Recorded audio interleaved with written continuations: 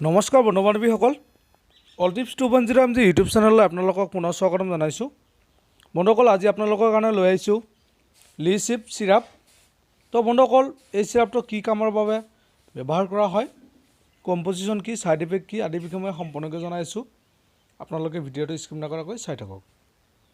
তো বন্ধুসকল, ইয়াত থকা কম্পজিশ্যনটো হ'ল cyproheptadine হাইড্ৰক্লৰাইড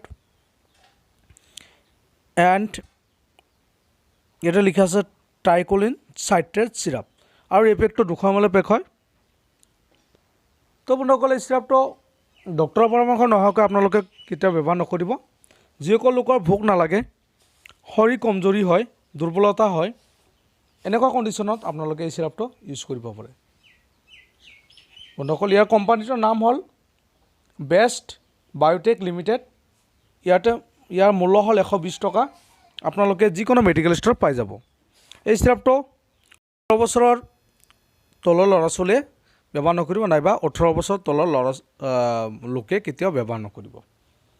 বন্ধুসকল, যিসকল লোকৰ ওজন নাবাঢ়ে বা শৰীৰ শকত নহয়, তেওঁলোকে এই চিৰাপটো ইউজ কৰিব পাৰে।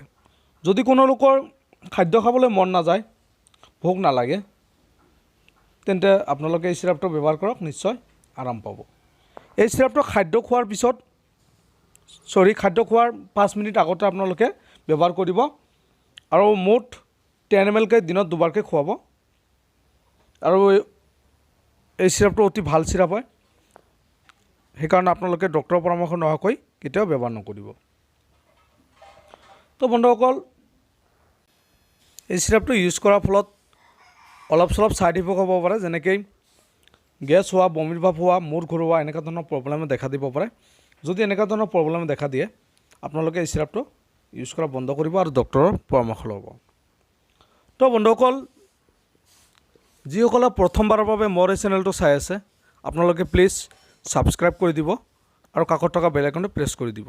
আৰু কিবা সমস্যা থাকিলে আপোনালোকে কমেণ্ট বক্সত কমেণ্ট কৰি জনাব। ধন্যবাদ।